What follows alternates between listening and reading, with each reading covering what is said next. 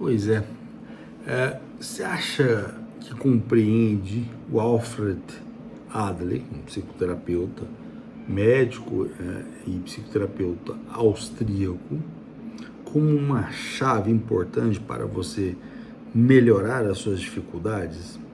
Vamos lá ver primeiro como é que é a forma como Adler, que lembra que Adler era um dos amigos e convivia com Freud, tinha uma sociedade juntos, né, a famosa reunião de quarta-feira, lá estava ele.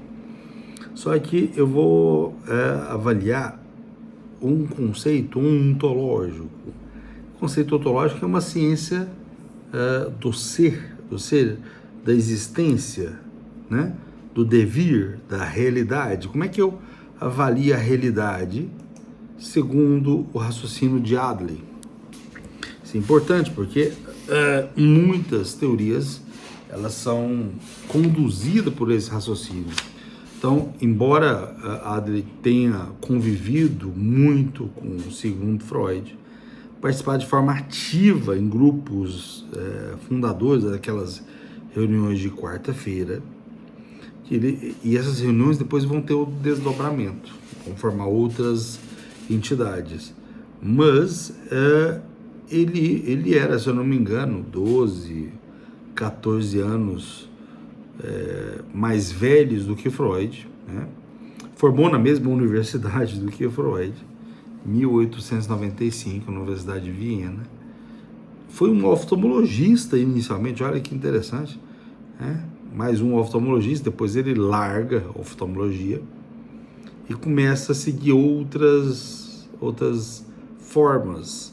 E a convite de Freud, juntamente com o Stecker, o Heitler e o Kahane, em 1902, ele vai fazendo uma fundação. Essa reunião de quarta-feira vai criando uma sociedade de psicologia. Depois vai formar, posteriormente, lá em 2010, a Associação de Psicoanálise Internacional. Então, teve frutos. Embora disso, houve grandes divergências de Adler, ao ponto de permitir assim uma saída, porque as críticas que Adler fazia a Freud de que de se ter apegado a um único ponto de vista biológico, e de utilizar as diferenças do sexo no sentido estritamente social. Eis aí o grande complicador. E Adler pressionava, né? Ele ficou até impressionado num relato dele, se eu não me engano, de que como que o Roosevelt, lembra foi um presidente dos Estados Unidos, em 1901, que ele era franzino, pequeno, tá? Como é que ele cresceu ao ponto de se tornar isso? Então isso acaba também influenciando um outro teórico, uma ideia holística do Smoot, Jan Smoot, que vai fazer lá as teorias de Gestalt, né, o gestaltismo. Mas veja, o que eu quero entrar hoje não é bem isso, porque senão vamos aprofundar, mas só para dar um norte. O Adler ele vai pôr algumas ideias da busca do indivíduo para a superioridade. Já lá em 1906 a 10, ele chega à conclusão de que a agressão, veja só, a agressão é mais importante do que a sexualidade. Ele não sei se ele fala da mesma coisa do Freud, usando outras palavras, mas logo depois, 1912, 11, ele pega esse impulso da agressividade e põe um nome, chama de desejo do poder. E aí, para ele achou, né? Identificou o poder com a masculinidade e a fraqueza com a feminilidade. Veja, tem alguns germes que hoje nós vemos do Adler, no raciocínio dele, e ele vai uma forma quase uma super compensação empregada pelos homens quanto pelas mulheres quando se sente inadequado. Então esse desejo do poder ou a busca da superioridade, a superioridade não quer dizer no sentido da distinção social, né? Liderança, oposição preeminente na sociedade. Mas por superioridade para Adler, ele quer dizer uma busca da completude perfeita do indivíduo, ou, aí ele usa um termo freudiano, é a grande pulsão ascendente. Há um desvirtuamento completo. E ele fala mais sobre o sentimento de inferioridade e compensação. Que ele vai pondo o sentimento de inferioridade, vai surgindo quando vem o senso de incompletude ou de imperfeição em qualquer esfera da vida. Então você se torna frustrado em determinados momentos, ou incapaz, entre aspas, e isso gera no indivíduo o sentimento de inferioridade. Então uma criança que é movida por um sentimento de inferioridade, ele busca na essência um nível superior de desenvolvimento. Quando atinge, adivinha o que acontece? Sente-se inferior novamente. E inicia um novo ciclo de movimento ascendente. Eu ainda não vou falar as origens, mas parece completamente irracional, mas tem umas origens muito interessantes, até porque tanto ele quanto Freud nascem numa família judaica. Então esse sentimento de inferioridade não é um sinal de anormalidade para Adler, não. Ele é a causa, ele é o motor, é o que põe um indivíduo para melhorar a condição humana. Quer dizer, se eu se sinto inferior e unicamente isso me impulsiona a melhorar minhas habilidades, isso para ele é fundamental. Mas você chega a um determinado nível, lá novamente você é tomado por esse sentimento de inferioridade e isso te impulsiona para outro nível. Isso é quase um ciclo interminável. Não há um sentido na essência da realidade, mas há um sentido circular. Chego aqui, estou infeliz, estou inferior, quero ir para outro nível. Mas o sentimento não vai sair de mim, ele vai me aprisionar. E novamente ele vai pondo que o estilo de vida do indivíduo é um princípio que ele vai explicar uma singularidade do indivíduo. Quer dizer, todo indivíduo tem um estilo de vida, mas não existe duas pessoas com os mesmos estilos de vida, na essência. E se forma muito cedo esse estilo. Segundo ele, entre 4 e 5 anos de idade. E a partir dessa experiência na infância, que são assimiladas, veja, esse conceito de assimilação na infância é um conceito piagetiano. Mas você usa isso no cotidiano, você assimila e utiliza isso segundo esse estilo de vida único. Então a pessoa ela vai adotar novas maneiras de expressar um estilo de vida. Um estilo de vida que enfrenta 3 problemas. Né? 3 problemas na relação social, na ocupação e no casamento. Que também está adentrada ao território da inferioridade. Então a versão que ele vai pondo, ele vai criando um problema que nasce na infância, centraliza-se no indivíduo, na amizade, mas ainda movido por ideias que foram locadas ali com uma criança de 4, 5 anos de idade. Quer dizer, o que você pensa hoje, você é infantil e continua sendo moldado, conduzido por ideias infantilizadas, que às vezes tem um contorno mais rebuscado, mas na essência você ainda é uma criancinha birrenta. Isso é o raciocínio de Adler. Então, tanto na relação social, quanto nas relações ocupacionais, quanto no casamento, são preliminares ali dos pensamentos na infância. E na escola, no sexo e lidar com o sexo oposto, essa tentativa de se orientar pelo interesse social, ela está no lado útil da vida. Lembra? O lado útil que é sustentado por ideias que foram formadas entre 4 e 5 anos de idade. Então, a superioridade da pessoa substitui o interesse social como meta. Quer dizer, não é uma meta superior.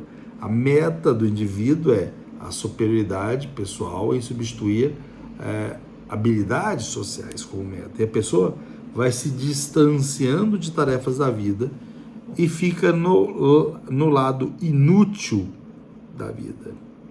Então, 4 raciocínios que ele põe no estilo da vida. Um estilo que seria de alguns indivíduos dominantes, né? Os indivíduos dominantes têm muita atividade, têm um pouco mais de interesse social, e tais pessoas têm como lidar com os problemas da vida.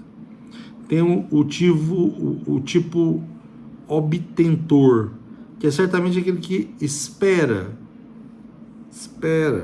que lhe deem tudo o que precisa. Você é assim?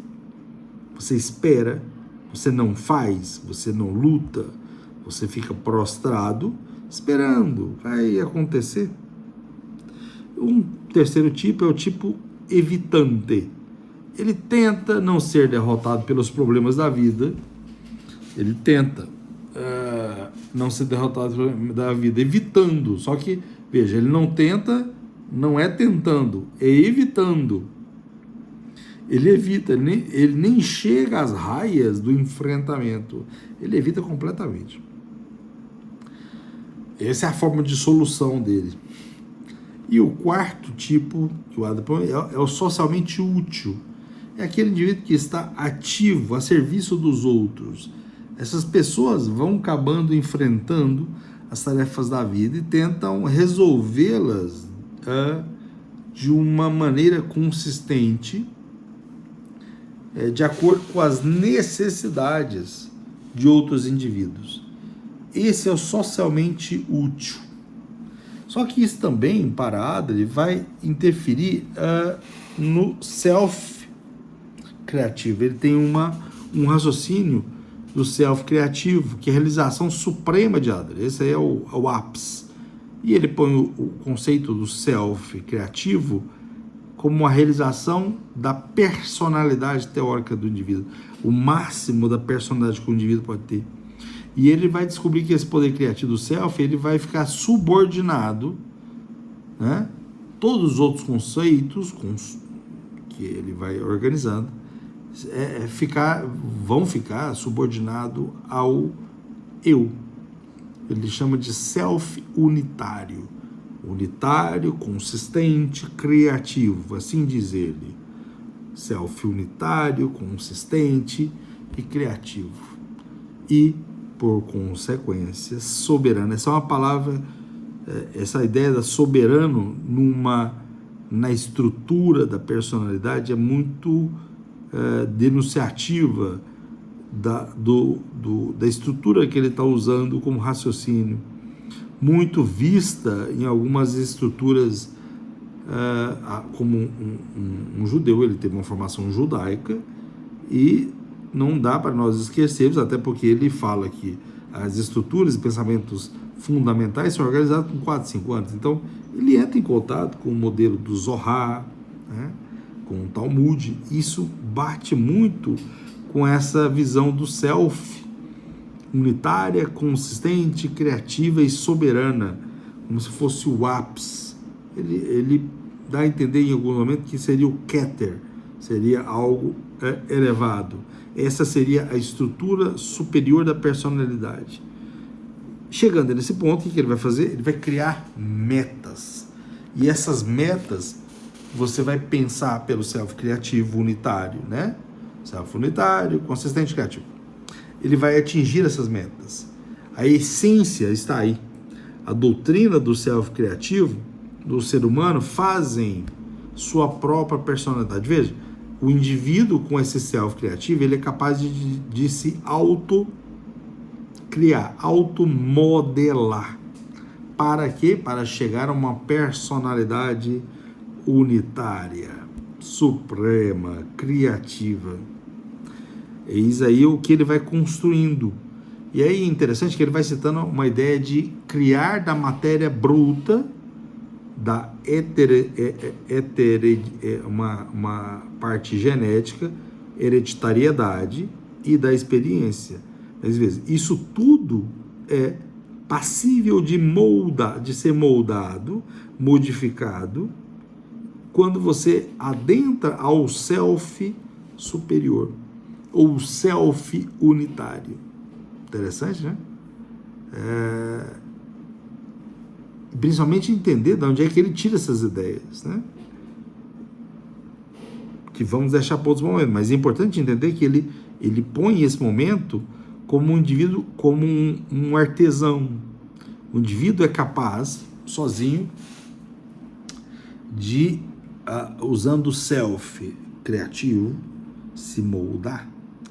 E apesar das diferenças que temos entre Freud e Adler, eles concordavam, por exemplo, nos sintomas neuróticos. Eles concordavam plenamente que ao contrário do indivíduo sadio, o neurótico, ele fazia uma supercompensa rígida frente às inferioridades percebidas. Seria uma reação diante de uma suposta inferioridades.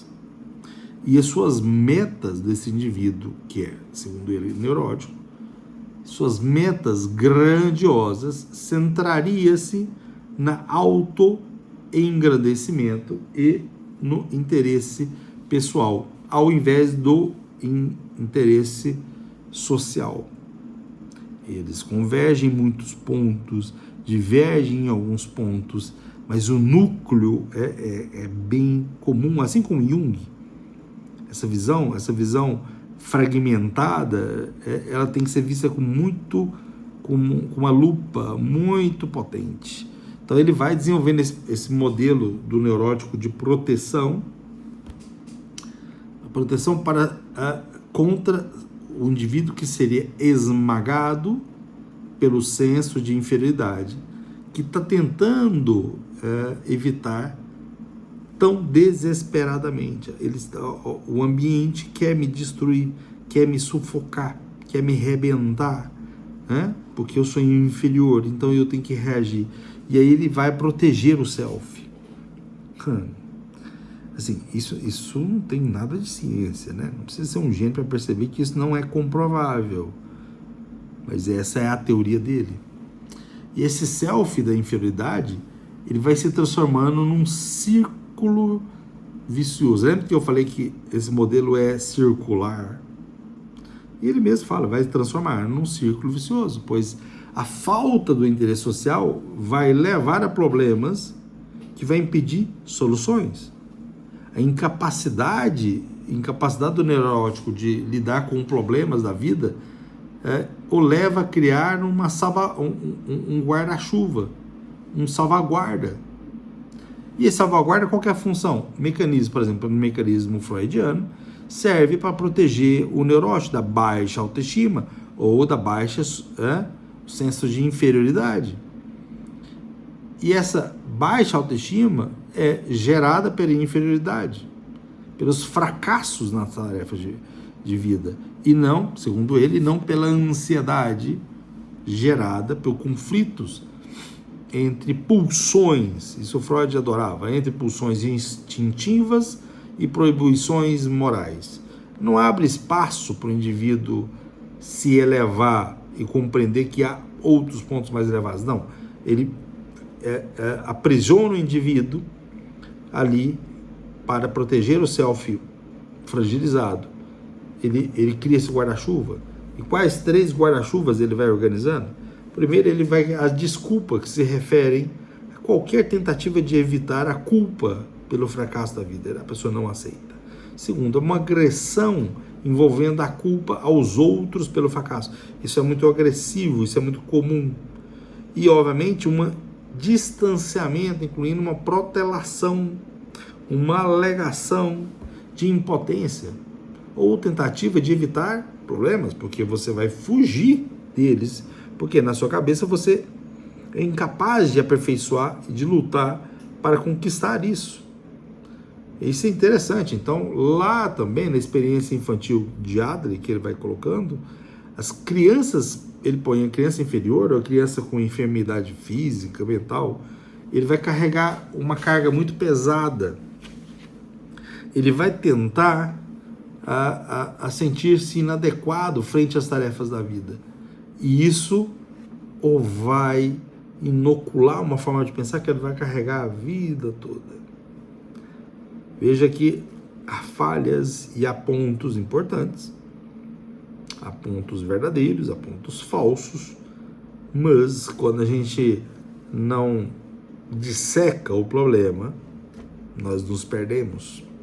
Então, transforme essa suposta fraqueza que todos nós temos, aperfeiçoe, sem pôr culpa no outro, sem querer fugir das responsabilidades, sem ter uma agressão de culpar o outro pelo fracasso. Reconheça o seu fracasso, reconheça a sua incapacidade e melhore, e não se distancie das impotências, dos problemas, aproxime das dificuldades. Assim, realmente, você vai conseguir melhorar bastante, muito, as suas habilidades, que de certa forma ficam enferrujadas quando você foge do problema e quando você fica culpando o outro. Se você culpa e cria desculpas ainda para evitar a culpa, você nunca vai assumir, nunca vai ter maturidade para melhorar. Continuemos depois. Pense nisso, porque isso é muito comum e muito importante, essa conquista da maturidade.